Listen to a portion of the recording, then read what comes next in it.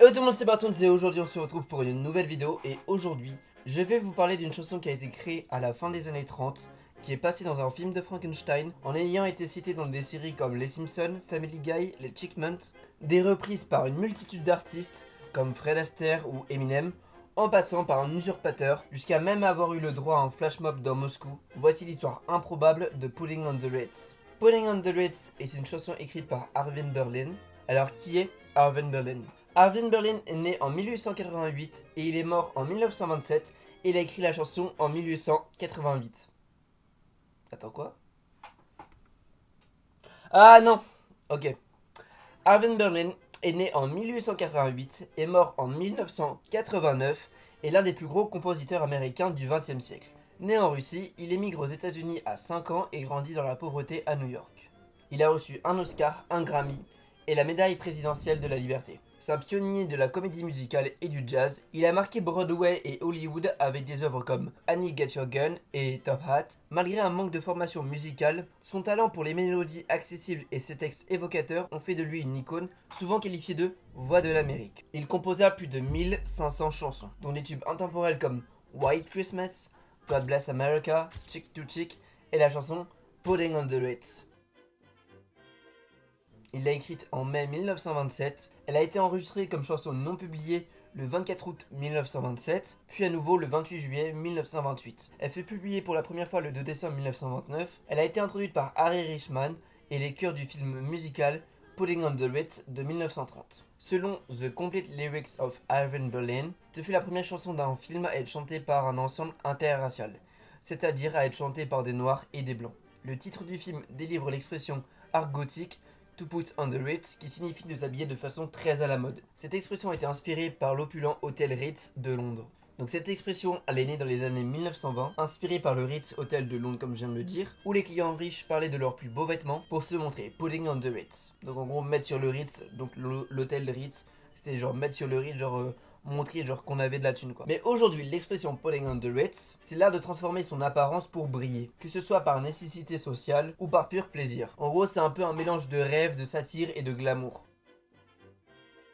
Les paroles originales décrivaient avec ironie les Harlemites. Ce sont les habitants noirs de Harlem, qui malgré leur pauvreté défilaient avec élégance sur Lenox Avenue, sur l'avenue Lenox, dépensant leurs derniers sous pour une soirée luxueuse. La version originale reflète les stéréotypes et le langage de l'époque, avec des références de la communauté noire de Harlem, High Bronx et Lenox Avenue. Au niveau de la forme de la musique, la chanson suit une structure AABA, ce qui est un peu typique dans les standards du jazz. Cette chanson a une complexité rythmique, décrite comme l'une des chansons les plus complexes et innovantes par des experts comme le compositeur américain Alec Wilder, dans son étude de la chanson populaire américaine.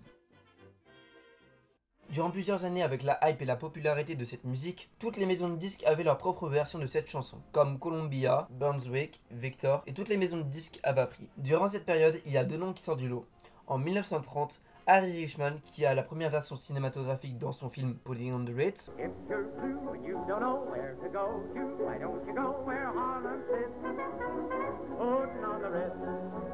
et en 1946, Fred Astaire avec son film Blue Skies.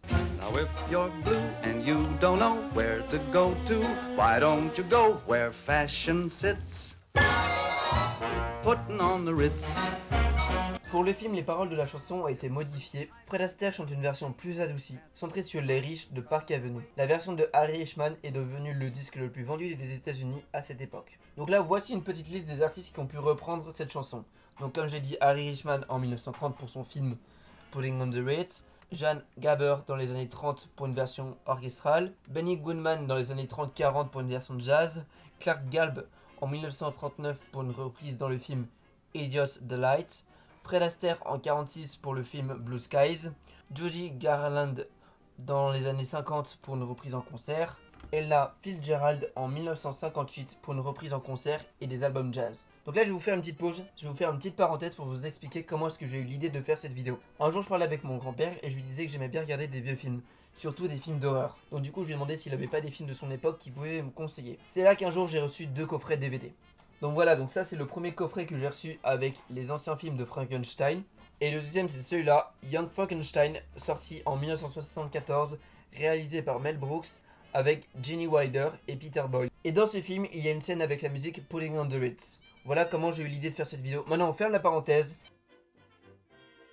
Alors, dans le film, la scène avec la chanson, il y a une anecdote qui aurait pu tout changer. Mel Brooks, le réalisateur, était au départ réticent à l'idée de faire chanter et danser le monstre, trouvant cela trop absurde et craignant que cela ne ruine le ton du film. Gene Wilder a insisté et l'a supplié en argumentant que cette scène serait hilarante et mémorable. Brooks a finalement cédé et la scène est devenue l'une des plus iconiques du film. Wilder avait raison. Cette séquence où le monstre maladroit tente de chanter et danser comme Fred Astaire est aujourd'hui considérée comme un moment culte de la comédie de cette époque. If you're blue and you don't know where to go to, why don't you go where fashion sits? Et il avait encore plus raison car cette chanson a connu un regain de popularité en 1974. Leur version de Pulling on the Ritz a été classée 84e dans la liste 2004 de l'America Film Institute, sans année, sans chanson. Maintenant, je vais vous parler de l'usurpateur de cette chanson. En 1982, le chanteur néerlandais Taco a sorti une reprise synth-pop de la musique Pulling on the Ritz, en single de son album After Eight. Le single était accompagné d'un clip vidéo qui a fait polémique, car dans la version originale, il y avait des personnes qui faisaient des blackface. Alors, il y a une version alternative de ce clip-là qui a du coup éliminé de nombreux plans des personnages avec la blackface. Mais cette polémique n'a pas échappé à la chanson d'être numéro 1 dans plusieurs pays comme la Suède, la Nouvelle-Zélande, etc. Top 5 en Australie, en Norvège, en Autriche et au Canada. Certifié or aux États-Unis et platine au Canada.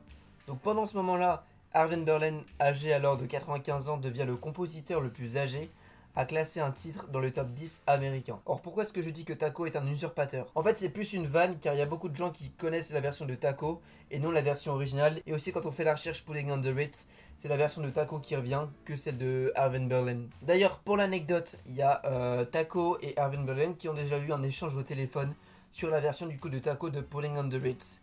Et Arvin il a dit qu'il l'avait apprécié. Il y a aussi une autre anecdote qui raconte que apparemment Rosemary Clooney, donc une amie d'Arvin, aurait eu une conversation sur le fait que Arvin aurait demandé si Taco était une sorte de nourriture mexicaine, que Rosemary aurait répondu oui, et en demandant oui pourquoi tu dis ça, et qu'Arvin lui a demandé pourquoi est-ce qu'il recevait des royalties d'un taco. En fait c'est une petite blague, c'est un petit jeu de mots sur tacos, genre un tacos que tu grailles, et Taco le nom de l'artiste. Il y a plusieurs références à la musique de Taco dans des films, comme par exemple Baby Genius en 1999, ou The Call en 2013.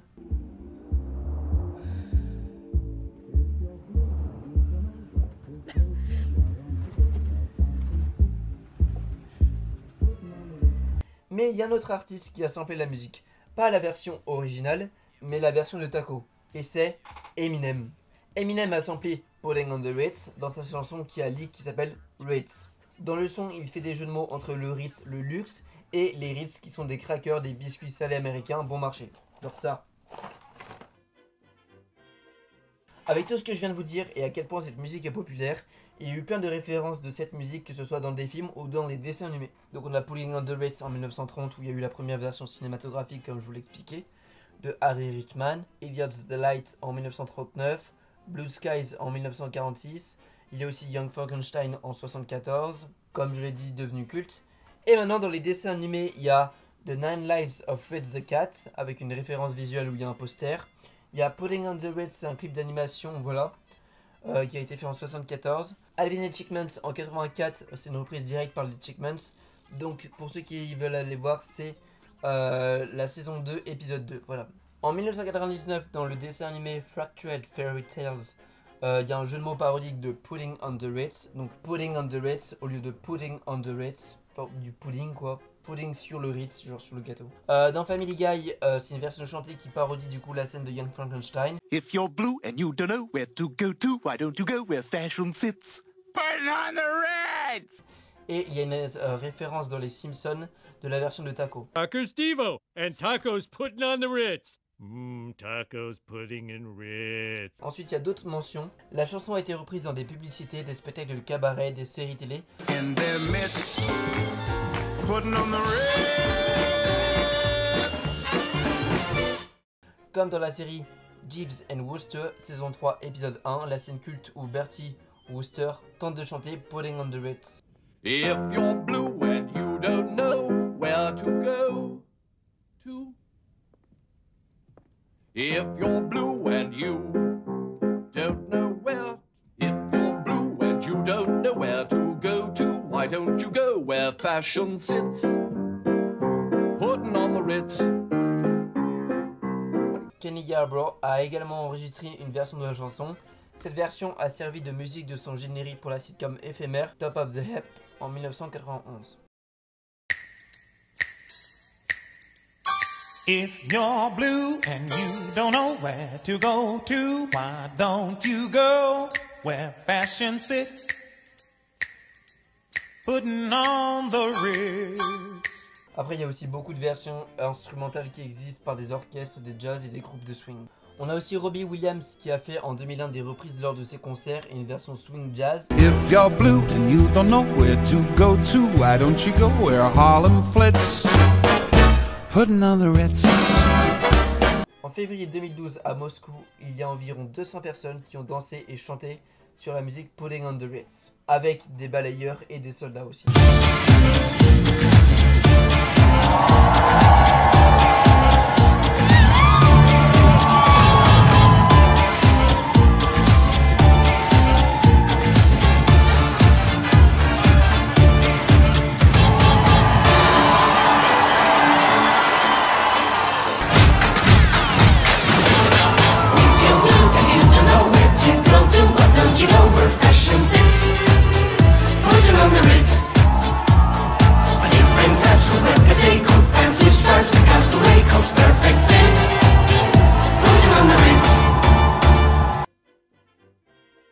Putting on the Ritz a eu un impact, que ce soit au niveau de critique sociale, la chanson, à travers ses différentes versions, a toujours gardé une sorte de dimension satirique sur les apparences, la classe sociale et à l'aspiration d'un statut supérieur. Cette chanson a aussi eu un impact sur la culture populaire, avec comme j'ai dit le célèbre flash mob de 2012 à Moscou.